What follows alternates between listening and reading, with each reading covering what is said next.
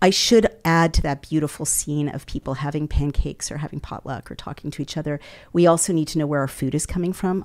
My husband and I just bought a quarter of a cow from a local farmer. Now we have to freezer, but I expect leading up to November, shortages in food, cyber attacks, power grid outages, all kinds of things to destabilize and scare people. And we need to be able to defend our homes as well. It's another reason to know your neighbors, right?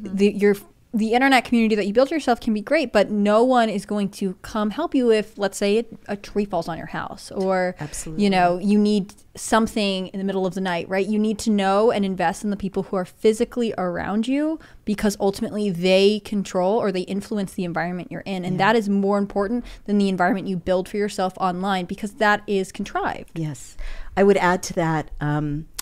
There's so much nonsense about gender, right? Which I did not intend.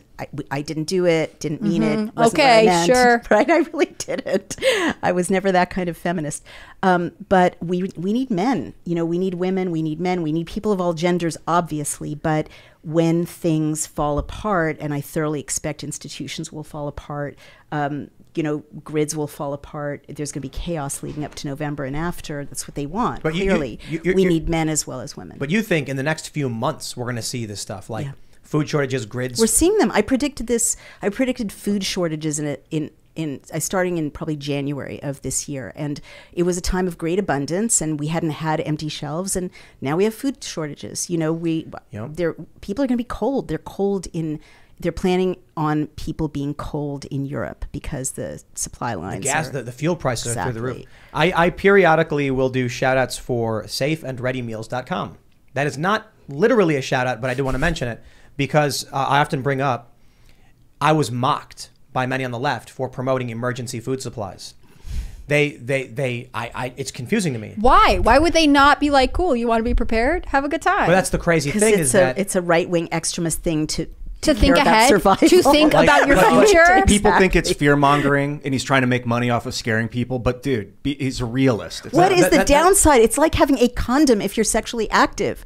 Right? It's like just having a have first aid some kit. Food in your basement or whatever, and water. But that's the crazy. I'm like, is a first aid kit like prepping? Yeah, exactly. It's like, bro, it's like one thing of food. It's like you put in your closet. There's a huge class thing here, right? Like upper middle class people have first aid kits, so that's okay. But once you get into freeze dried meals, you know, somehow people like us don't have freeze dried. Hamburger meals. helper, same thing. Dude, lentils, dried lentils, man. Dried lentils are okay, right?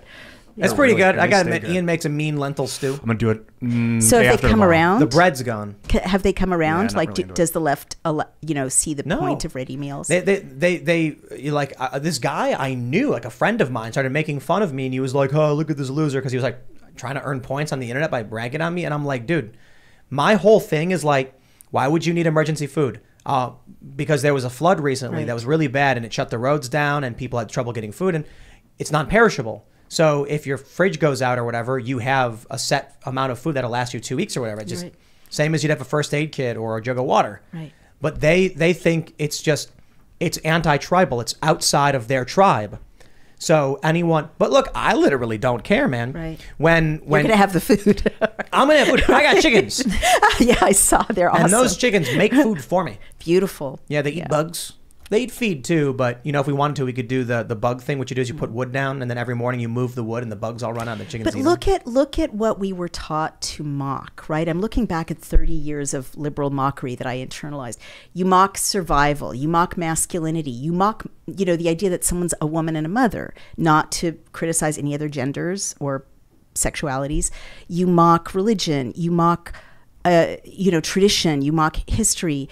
And who wants that? Our adversaries want that. And now I look at they're influencers that our adversaries send to skew people like your friend and to say to them, hey, it's really stupid that your friend has ready meals. Well, whom does that serve? People want to drive us into the ground and have us hungry and disempowered. It serves them. Because when everything does fall apart, these people are going to rush to the city center, get on their knees and say, save us. Exactly. And they're going to say, the quarantine camp has food. Come on in.